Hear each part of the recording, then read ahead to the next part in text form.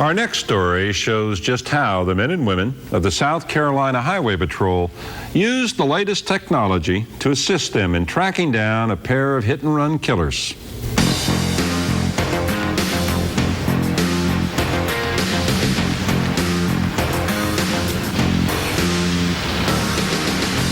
Steve Rayburn and Bill Callis are beginning their day drinking beer and smoking crack cocaine. Criminal activity is nothing new to Rayburn. Members of his family have been arrested for auto theft, manslaughter, assault and battery, even torture. Greg and Wilma Coggins are on their way to the store down the road with their grandchildren, who are visiting from California. Come on, Bo, give me some beer. Bo, get the rim, man. Give me some beer, Bo. Give me some As beer. the two men drive, they keep drinking.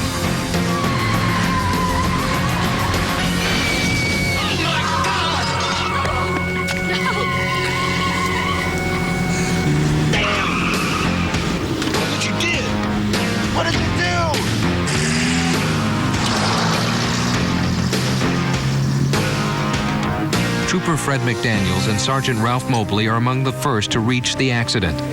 McDaniels finds a beer can still cold and half full. Sergeant Mobley finds fragments of a headlight. Two of the children die on impact. The other two are seriously injured. I need to talk with you just a minute. Here, come on. The thing that went through my mind was that someone that could run over 4 children, leaving 2 dead and 2 badly injured, and leave the scene was obviously a hardened criminal or someone with a hardened heart. A neighbor sees the truck pull up to the trailer, noticing a dent in the right front fender. Relax. Think of the ocean. What happened today? With the help of a hypnotist, the children's grandfather remembers the color and features of the truck. What kind of truck? Full-size pickup truck. Well, we've got a candidate list. Let's look at our number 1 candidate. Let's check the images out here. See if the details are the same. Within hours, forensic technicians identified the fingerprints found on the beer can using a nationwide computer database file. Do you intend to answer truthfully each question I ask? Troopers pick up the passenger and give him a lie detector test. He says he wasn't involved, but he fails the test. Take a look at this picture for me and see if you might recognize that. That's the pickup truck that we believe. Pictures of similar trucks are handed out in the neighborhood in an effort to find anyone who's seen the truck before. No, I can't say that I have. Where is what gave us? Examining the fragments from the truck's headlights, investigators get the make and model of the truck. Chevrolet. Yeah.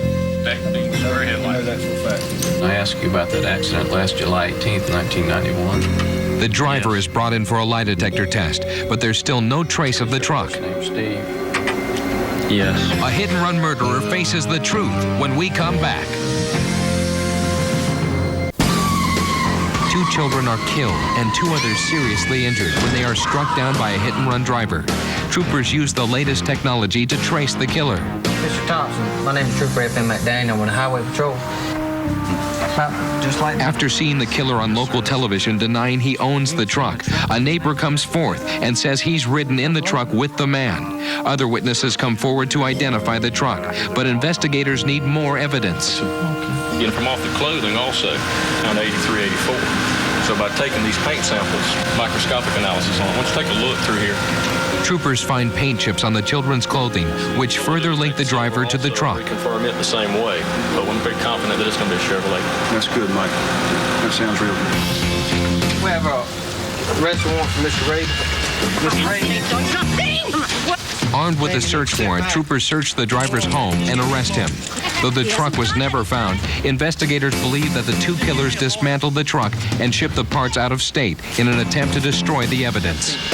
The passenger was convicted of being an accessory to a crime and was given 6 years in prison. The driver was found guilty of involuntary manslaughter and was given 8 years in prison. The 2 younger children have made a full recovery and have returned to their parents in California.